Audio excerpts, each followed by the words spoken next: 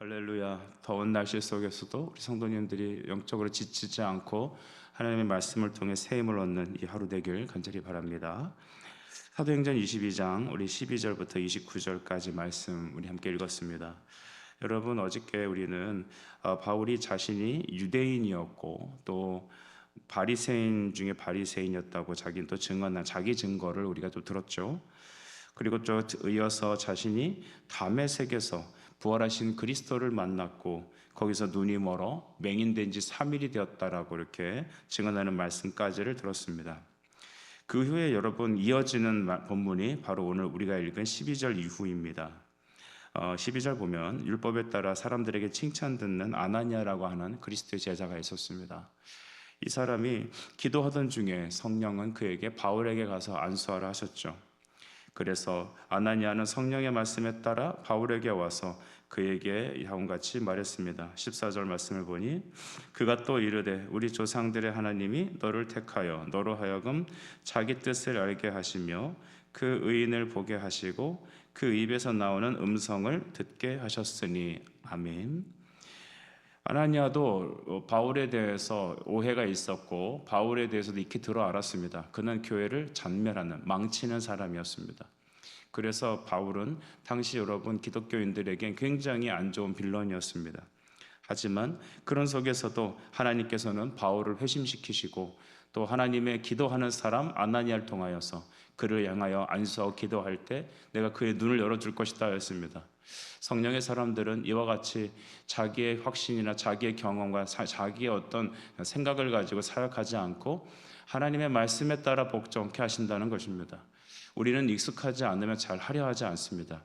나이를 먹을수록 더 그런 것 같아요. 더 좀 새로운 걸 받아들이는 게 너무 힘듭니다.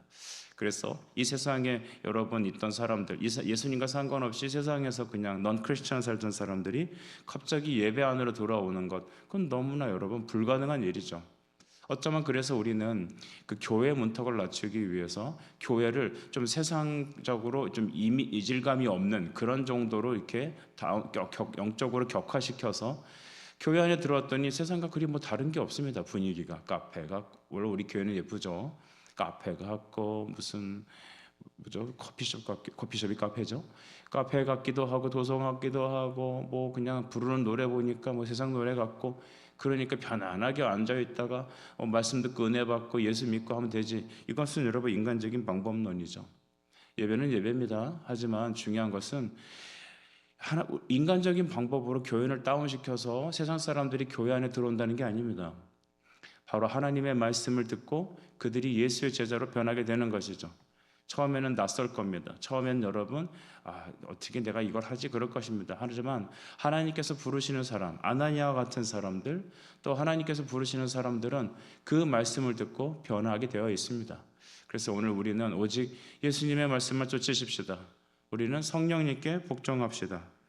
그래서 우리 14절에도 다시 아까 우리 보게 되면 아나니아는 그렇게 깨달았죠. 하나님의 뜻에 따라서 의인을 보게 하셨다. 그 의인은 누구예요? 부활하신 우리 주님이십니다. 그리고 또 그 입에서 나오는 음성을 듣게 하셨으니 라고 했습니다. 여러분, 우리는 어떻게 구원을 받습니까? 예수 그리스도의 입에서 나오는 모든 말씀을 듣고 우리는 구원받는 겁니다. 우리 따라서 한번 합시다. 오직 성경, 시작. 오직 성경. 한 번 더 따라 할까요? 모든 성경, 시작. 모든 성경. 오직 성경뿐입니다. 그런데 또 모든 성경입니다. 모든 성경은 통전적으로 성경에서 말하고 하는 바로 그 복음을 들어야 된다는 것이죠. 어떤 사람은 성경을 읽을 때 윤리적으로 읽습니다. 어떤 사람은 경제론으로 읽습니다. 어떤 사람은 자기 철학으로 읽습니다. 하지만 자기 소견에 오른 대로 그냥 참조하는 대로 성경을 읽는 게 아니라 영어 독해 공부하기 위해서 영어 NIV 로마서 공부, 요한복음 공부하는 게 아니라 바로 진리의 그 말씀, 이 모든 성경을 통하여 누구를 우리에게 소개하고 누구를 믿게 하겠느냐라는 것입니다. 바로 예수님이십니다. 15절도 보시면 내가 그를 위하여 모든 사람 앞에서 내가 보고 들은 것을 어떻게 하리라? 증인이 되리라 했습니다. 여러분, 누가 증인입니까? 그 입에서 나온 모든 말씀을 들은 자입니다. 그래서 요한복음 5장 25절 말씀도 보시면 죽은 자들이 하나님의 음성을 들을 때가 오나니 곧 이때라 듣는 자는 살아나리라 했습니다. 여러분 듣게 하옵소서라고 기도하실까요? 하나님, 우리 가족들이, 내 자녀들이, 내가 사랑하고 기도하고 있는 내가 그 사람이, 전도 대상자가 하나님의 말씀을 듣게 하옵소서. 듣는다는 것은 단순히 귀로 듣는 어떤 청각적인 것을 말하지는 않습니다. 그것을 뛰어넘는 것이죠. 말씀이 떨어지는 걸 말합니다. 그래서 목이 곧은 상태로 있어서 들려도 들리지 않는 것, 뭐 하나님의 말씀을 보아도 보이지 않는 그런 현상이 아니라 그날따라 하나님 말씀이 들려지는 겁니다. 귀로 듣지만 영으로 받아서 이 마음속에 하나님의 말씀이 떨어져서 그 안에 강팍함이 깨지고 하나님의 성령의 역사로 그가 회심하게 되는 것이죠. 수많은 사람들이 바로 이와 같은 방법, 전도의 미련한 방법을 통하여 다 구원받았습니다. 또한 여러분, 이렇게 됐을 때 16절에 보니 이제는 왜 주저하느냐, 일어나 주의 이름을 불러 세례를 받고, 같이 읽어볼까요? 시작. 너의 죄를 씻으라 하더라. 아멘.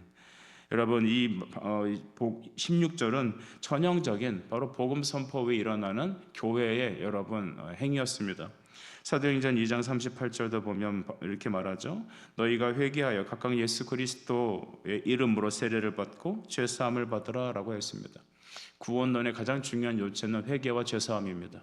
예수님을 믿고 말씀을 듣고 우리가 그냥 교회를 다니는 것이 끝나지 않죠. 회개합니다. 회개는 무엇입니까? 내 안에 죄가 드러나는 것입니다. 여러분, 예수님의 말씀을 통하여 우리가 영적 세례를 받고 성령 세례를 받고 우리가 하나님 앞에 심령이 변화되게 되면, 깨어지게 되면 내 자신이 그렇게 큰 죄인으로 드러나게 되는 겁니다. 전에는 말씀 듣기 전에, 예수 믿기 전에는 나 정도만 살라고 그래. 내가 얼마나 열심히 가정을 노력하고 뭐 나는 쓰레기도 하나 안 버리고 교통법규 딱 지키고 그런 도덕주의자였죠. 하지만 예수님의 말씀을 듣고 나면, 그 십자가가 내 안에 선명하게 드러나면 나는 죄인으로 드러나는 겁니다. 주님, 나는 죄인입니다. 나를 떠나소서. 나를 떠나소서. 또 누가복음 15장에서는 아버지, 나는 이제 아버지의 자식이라 불릴 자격도 없습니다. 나를 품꾼 중에 하나로만 써주십시오. 시편 84편 10절에 다윗이 이렇게 얘기합니다. 주의 궁정에서 한 날이 다른 곳에서의 첫날보다 나은즉 악인의 장막에 사는 것보다, 우리가 잘 알죠? 내 하나님의 성전 문지기, 난 성전 문지기라도 좋사오니 아버지, 내가 주님과 함께 거하게 해주세요. 여러분, 이 회심의 은혜, 변화의 역사가 우리 교회에게 날마다 있을 줄 믿습니다. 저는 기도합니다. 우리 온샘의 교회가, 우리 온샘 교회가 이 지역의 사람들을 전도하여 세례 주는 교회 되게 해주십시오. 우리가 여러분 직분 주는 교회 되게 해주십시오. 세상처럼 감투 줘서 이렇게 거들먹거리는 소리가 절대 아닙니다. 하나님 앞에 자기가 직무를 받고 주님의 교회와 주님 나라를 위해서 믿음으로 기쁨으로 헌신하는 성도들이 되어지길 바라는 겁니다. 소망 없는 자 예수 믿고 소망이 있고, 절망으로 가득 찬 인생 새 희망으로 바뀌고, 예수 알지 못하고 대적하는 자가 예수의 사람 되고, 사울이 바울 되는 역사, 여러분 날마다 그런 성령의 역사가 오늘 우리에게 있어야 합니다. 사도의 행전의 역사는 오늘 우리에게도 있습니다. 여러분, 이후에 계속해서 바울은 자기의 어떤 받은 사명, 이방을 위한 선교 사명에 대해서 계속해서 유대인들에게 설교하고 있습니다. 17절 보면 내가 성전에서 기도할 때 황홀한 중에라고 했습니다. 기도 중에 여러분 환상으로 하나님께서 문을 여셨던 것 같습니다. 주님께서 빨리 예루살렘을 떠나라, 18절에 예루살렘을 떠나라고 했습니다. 주님이 다른 곳으로 가라고 옛날에 말씀하셨죠. 그때 바울은 이렇게 얘기했습니다. 19절, 내가 말하기를 주님, 내가 주를 믿는 사람들을 가두고 또 각 회당에서 때리고, 20절, 주의 증인 스데반 피 흘릴 때에 내가 곁에서 찬성하고 그 죽이는 사람들의 옷을 지킨 줄 그들도 압니다. 이 얘기는 무엇일까요? 주님, 내가 이런 사람인데요. 내가 이런 사람인데요, 주님. 내가 어떻게 주님의 일을 감당하겠습니까? 두 번째, 주님, 나도 이런 사람이었는데 이 이스라엘 사람들 구원해야 되지 않습니까? 이런 얘기도 있겠죠. 우리는 우리가 생각하는 그런 어떤 전도, 선교, 사역, 예배, 신앙생활 다 그런 폼이 있을 겁니다.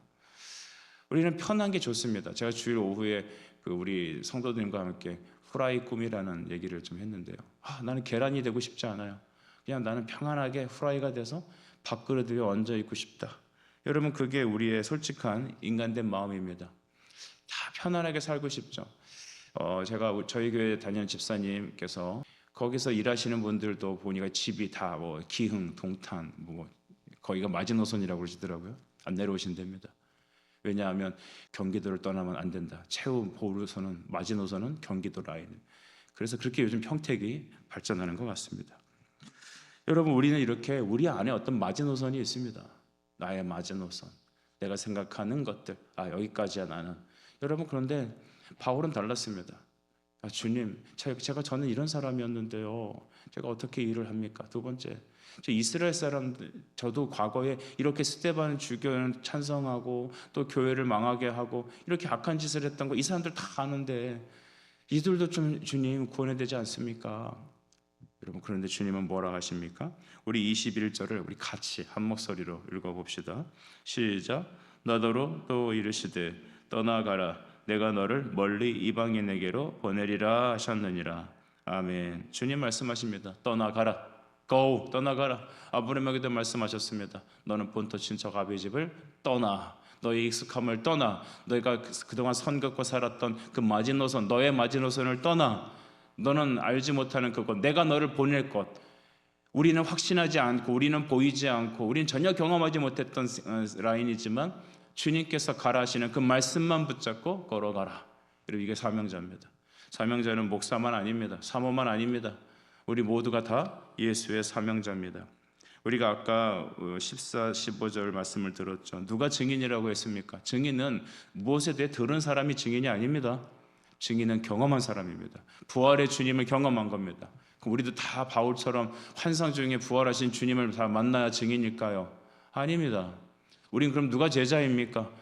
제자 훈련 코스를 탁 받으면 제자입니까? 과거에 어떤 교회 안수 집사님이 교회를 떠나면서 저한테 그러셨어요. 저희 교구 성도셨는데, 집사님, 안수 집사님인데 왜 교회를 떠나십니까? 저 S교회 가갖고 제자 훈련 받고 싶었어요. 저 예수의 제자 되려고요. 집사님, 예수님의 제자들 제자 훈련 받지 않았습니다. 물론 예수님이 제자 훈련 받았는데 제자 훈련 코스를 겪었다고 제자가 되는 게 아닙니다. 통조림 깡통 찍듯이 라벨 붙이면 제자 되는 게 아닙니다. 옷 딱 만든 다음에 뒤에 그 예를 들어서 뭐 KS 마크 붙이고 상표 붙이면 그 브랜드 옷이 되잖아요. 그 브랜드 공장에서 찍어준다고 그 제자 되는 게 아닙니다. 근데 들리지 않으시는 것 같아요. 어쩌겠어요. 총량의 법칙이라는 거 여러분 아세요? 총량의 법칙. 그러니까 그동안 자기 안에 그것을 다 쏟아내어야 그렇구나라고 여기는 그런 게 총량의 법칙입니다. 저희 아이들도 보면 아빠 게임하고 싶어요. 근데 그거를 잘 설득하고 성경을 읽고 책을 읽히고 하는데 고등학생이 돼서 그 총량의 법칙이 발현되더라고요. 여러분, 다 우리는 죄인입니다. 그래서 우리가 다 알아야 될 것은 하나님의 말씀을 깨닫고 돌아와야 됩니다. 누가 제자인가? 예수의 입에서 나오는 음성을 들은 자가 제자이다, 증인이다 라는 것이죠. 여러분, 우리는 제자입니까? 우리는 예수의 증인입니까? 사도 바울은 제자였습니다. 증인이었습니다. 그래서 21절에 보니까 떠나가라, 내가 너를 이방인에게 보내리라. 할렐루야. 여러분, 오늘 우리는 부름받아 나선 몸들입니다. 우리 찬송이 있죠. 부름받아 나선이 몸 어디든지 가오리다. 저도 참 이것을 은혜 받고 또 신학교 갈 때 또 체프할 때 사역하면서 많이 불러봤습니다. 신학교 1학년 때는 부름받아 나선이 몸 어디든지, 그 어디든지라는 그 구절이 가면 막 눈물이 맺히고 십자가라는 이름만 들어도 가슴이 설레고 목이 메이고 했어요. 근데 3학년 되니까 어디든지란 말을 할 때는 입을 다물게 돼요. 혹시 주님 이상한 데 보내면 어떠실까? 우리가 생각하는 그 이상한 데, 혹시 나를 하여금 저기 아프리카로 보내시는 거 아닌가? 나로 하여금 저기 섬으로 목회하라고 보내시는 거 아닌가? 그래서 그 다음부터는 부름받아 이 몸 이렇게 넘어가는 거예요. 그 부분만. 여러분, 우리 얼마나 사람이 악합니까? 근데 은혜 받으면 하나님을 알고 또 사역 속에서 주님의 부르심을 깨달을수록 그 다음에 다시 고백이 되더라고요.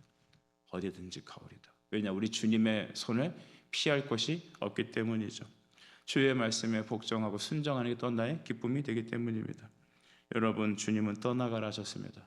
너의 의견 알겠는데, 너의 생각 알겠다. 그러나 너는 내 말을 들으라. 여러분, 하나님의 말씀을 듣는 것, 그의 영광에 따라 순종하는 것, 그것이 우리의 기쁨이며 우리의 사명입니다. 22절 이후는 여러분, 이 말을 할 때 그 사람들은 다시 소동이 일어나게 되었습니다. 22절, 이 말하는 것까지 그들이 듣다가 소리질러 이르되 이러한 자는 세상에서 없애버리자, 살려둘 자가 아니라 하여 또 다시 티끌을 날리며 폭동이 시작되었죠. 이 사람들은 잘 듣다가 갑자기 소리 지르며 반동이 일어난 것입니다. 여러분, 이 복음의 메시지가 선포되는 것, 내가 이방의 사도로 부름받았다는 그러니까 내가 이방의 사도로서 너희와 같이 복음을 전한다는 그 말을 들을 때 그들은 다시 반동이 일어나는 겁니다. 왜냐하면 사탄은 우리에게 말을 듣지 못하게 하기 때문이죠. 가끔 가다 보면 그 이단들이 교회를 점거하는 데가 있어요. 여러분, 그런 거 경험해 보신 적이 있으세요? 저는 있어요. 그 신천지에서 제가 섬기는 교회를 이렇게 쳐들어와갖고 점거해갖고 막 농성을 부렸어요. 왜냐하면 신천지에서 나온 어떤 한 이제 분이 신학교 와갖고 신천지에 대한 교리적인 것들을 다 타파하고 이렇게 집회를 하니까 그걸 방해하려고 대형 관광버스 4대를 대절해갖고 성도들을 풀었어요. 진짜 그런 거는 조폭에서 하는 짓인데, 그래서 풀어버렸어요. 그래갖고 성도들이 진짜 예배실에 와갖고 막 농성하고 막 그랬어요. 경찰도 그때는 아무리 경찰에 신고를 해도 안 도와줍니다. 연루되지 않기 위해서. 그런데 그 속에서 놀라운 걸 봤어요. 막 소리 지르고 막 벽을 치고 막 문을 부시려고 막 흔들어대고 막 그 위협을 하다가도 앞에 딱 서서 성경 말씀을 딱 읽고 설교를 시작하니까 갑자기 다 물이 빠지듯이 싹 사라져 버려요. 왜 그런 줄 아십니까? 혹시 그 메시지를 듣고 그 안에 따라왔던 사람이 한 사람이라도 변화될까 봐. 무슨 말인지 이해하시죠? 말씀은 능력이에요, 여러분. 이단도 무서워하는 게 그겁니다. 혹시 이거 듣다가 우리 따라고 오는 우리 행동대원 중에 누가 하나 여기 남을까 봐. 여러분, 복음은 양날검과 같습니다. 복음, 하나님을 대적하는 길도 있지만 말씀을 듣고 하나님을 대적하고 하나님을 들이받고 반역하는 일도 하게 되지만 복음을 들으면 우리 영혼이 찔러 쪼김을 받습니다. 하나님의 말씀은 검과 같아서, 예리한 검과 같아서 우리의 혼과 영혼과 골수를 찔러 쪼갠다 하셨습니다. 말씀이 찔러서 나를 쪼개는 겁니다. 그러니까 하나님 앞에 항복하게 되는 거죠.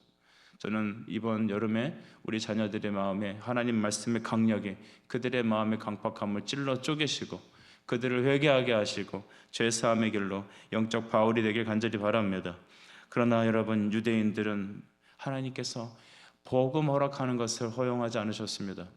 여러분, 참 너무 재밌잖아요. 어떤 사람은 말씀 듣고 변화되고, 그죠? 회개하고 예수의 제자가 되고 목숨을 걸고 주를 위해 섬기지만, 어떤 사람은 말씀을 듣다가 막 또 말씀을 대적하면서 바울을 막 죽이려고 해요.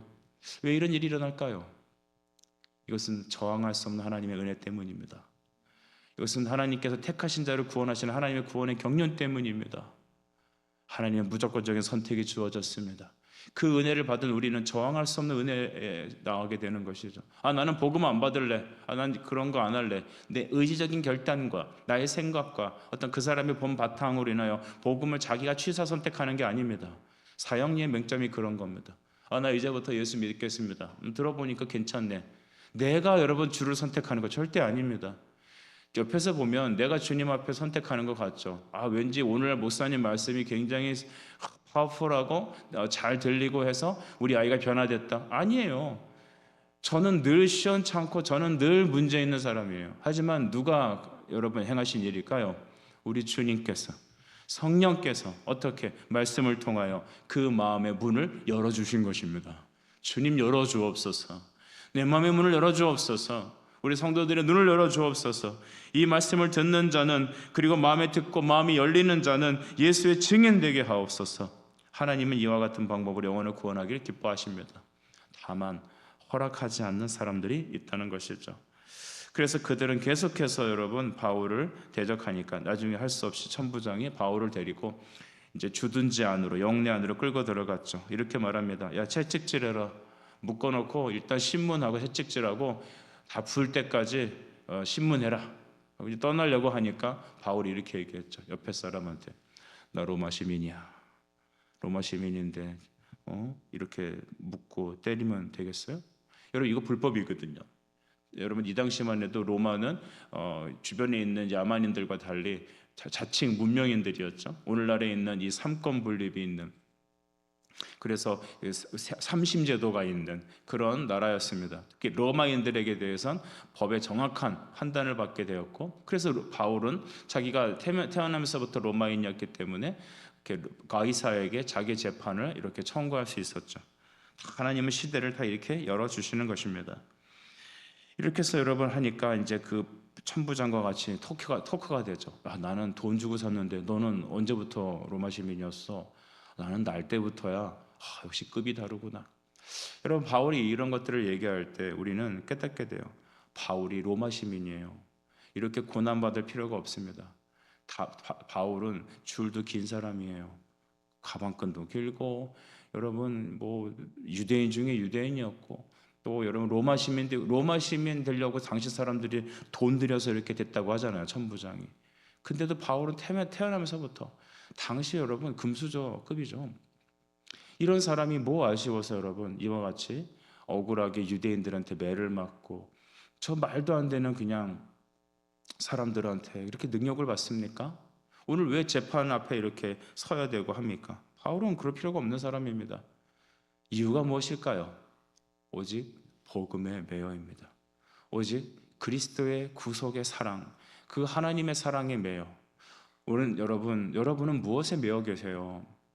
우리가 그렇게 여러분 가방끈 길게 늘어뜨리려고 하고, 그렇게 돈 벌려고 하고, 그렇게 좋은 집에서 살고 싶어 하고, 그렇게 여러분 세상 사람 사는 것처럼 다 행복하게 살고 싶어 하고, 어떤 우리의 추구점이 있잖아요. 부러워하는 것. 우리는 다 있습니다. 교회에서 제일 부러워하는 사람이 누군지 아세요? 신앙생활 열심히 잘하는데 교회에서 인정도 받고 좋은 옷 입고 다니면서 또 밖에서도 또 직분이나 직위가 높고, 또 그 자식들은 또 잘 되고 또 좋은 집 살고 또 매 끼마다 좋은 음식 먹는 그런 분들, 정말 저 집은 왜 그렇게 하나님의 축복을 받아서 애들도 잘 되고 건강하고 돈도 많고 그럴까? 우리가 추구하는 건 그런 겁니다. 지옥도 안 가고 믿음도 좋고 두루두루 좋고 애들도 잘 듣고, 또 그 집 애들은 또 키도 크고 다 예뻐요. 또 아픈 것도 없어요. 항상 행복해요. 오늘 점심에 스시를 먹을지 도대체 참치를 먹을지 고민이에요. 우리는 내일 저녁거리가 걱정되는 사람도 있어요. 우리 집은 왜 복이 없을까? 여러분, 복이 아닙니다. 바울의 진정한 복은 무엇일까요? 바울은 빌립보서 3장 7절과 8절에 우리에게 다음과 같이 도전합니다. 무엇이든지 내게 유익한 것을 내가 그리스도를 위하여 다 해로 여길 뿐더러 모든 것을 해로 여김은 내 주 그리스도 예수를 아는 지식이 가장 고상하기 때문이라 라고 했습니다. 내가 그를 위하여 모든 것을 잃어버리고 배설물로 여김은 그리스도를 얻고 그 안에서 발견되려 함이라. 우리 참 이거 말씀 많이 암송하고 아멘 하지만 실상 우리 현실로 돌아오면 다시 내 정신으로 돌아와 갖고 예수 그리스도를 아는 지식이 가장 고상하다, 내 안에서 그리스도가 발견되어지기 원한다 라고 하는 겁니다. 내가 로마 시민 된 것보다 더 가장 큰 축복은 내가 하나님의 나라 백성 됐다라는 것, 내가 예수 그리스도의 제자고 예수님의 사명을 받았고 예수님 나를 위해서 피 흘리심을 내가 믿고 깨달았다, 나는 하나님의 아들과 딸이다. 그 영적인 축복을 여러분 잃어버리고 배설물이라고 여겨지는 것을 주스려고 우리는 끊임없이 다름질하고 있지 않는가 생각합니다. 세상의 어떤 것보다 주 예수보다 더 고상한 것은 없습니다. 더 가치 있고 귀한 것은 없습니다. 말씀을 정리하죠. 우리는 이 땅을 살면서 하나님 나라 백성으로 살아갑니다. 여러분, 우리 안에 어떤 목표가 있습니까? 우리는 누가 예수 그리스도의 제자고 증인입니까? 그의 말씀을 듣는 자, 그의 말씀을 듣고 회개하고 죄를 씻은 자, 그가 바로 그리스도의 증인입니다. 여러분, 나는 증인입니다. 예수의 제자입니다. 제자는 마데테스라고 하죠. 그 마데테스는 영어에서 파생된 말이 마터, 순교자입니다. 우리는 이 땅에서 우리 자신으로는 죽고 예수로만 살아가는 사람이어야 합니다. 오늘도 우리는 예수의 이름을 고백하고 찬양하고 그의 이름을 전하여 그들이 마음으로 믿고 회개하여 세례받고 죄 씻음을 받는 그런 은혜를 우리가 누립시다. 우리 교회가 이 일을 행하도록 기도합시다. 그리고 오늘 우리에게 있는 목표는 내가 로마 시민으로서 살아가는 것이 아니라 하나님 나라 백성으로 살아가 내 안에 있는 그 가장 귀하다고 유익하다는 것은 더 이상 내게 유익하지 않는 배설물로 여기는 그런 하루가 될 때 우리 하나님은 여러분을 기뻐하시고 여러분의 기도 응답하시고 우리를 통하여 주님의 영광스러운 복된 일들을 날마다 행할 것입니다.